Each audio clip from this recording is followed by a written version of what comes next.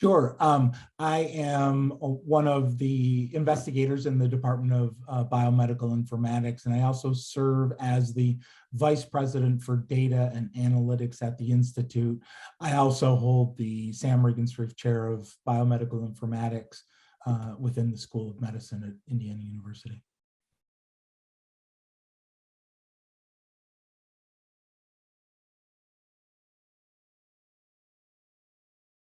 So we looked at a number of different elements here. We wanted to look at the effectiveness of Omicron, the effectiveness of Delta, and we wanted to look at that effectiveness for preventing COVID-related emergency department visits and also preventing COVID-related hospitalizations.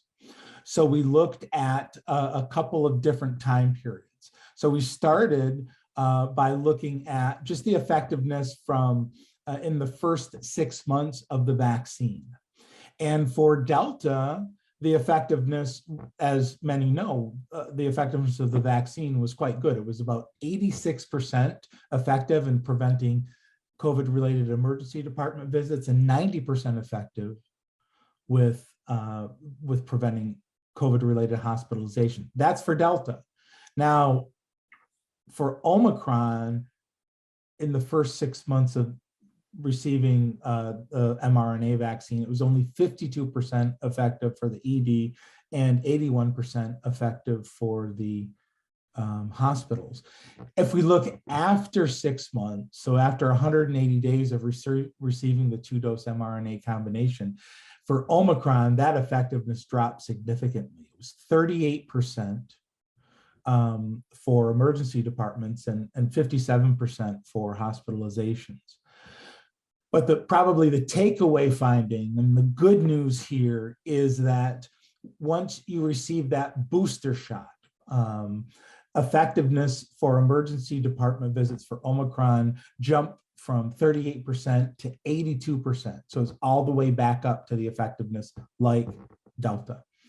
Similarly for hospitalizations, after the booster shot, effectiveness went back to 90% for preventing COVID-related hospitalizations for Omicron-related hospitalizations. So that's a long-winded way of saying that the boosters help to significantly improve the effectiveness of the mRNA vaccines, taking them back effectively to the effectiveness of the Delta vaccines, Delta effectiveness against the Delta virus.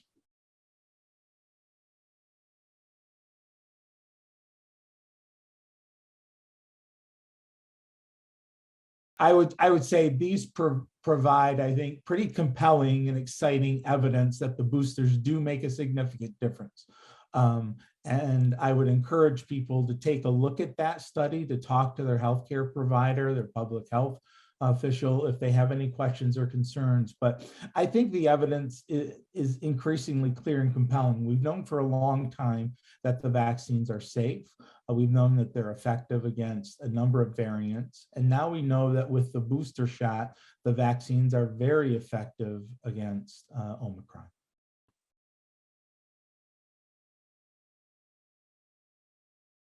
Sure, I think we want to be careful when trying to predict the future with COVID because it surprised us so many times, but I hope that one of two things happens, and one is more likely than the other. The unlikely event would be, I would hope that COVID just goes away. I don't think that's going to happen.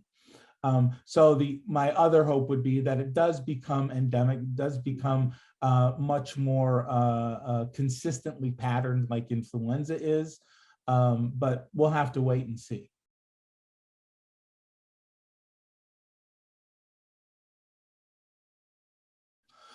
We have some ongoing work. Results aren't ready yet, but we're part of the most recent results were published from the CDC Vision Network, and Vision is working on a number of other questions as well, questions related to waning, questions related to pediatric effectiveness, et cetera, questions related to immunocompromised individuals. So more results will be coming, and I'd be happy to come back and share those results once they're available.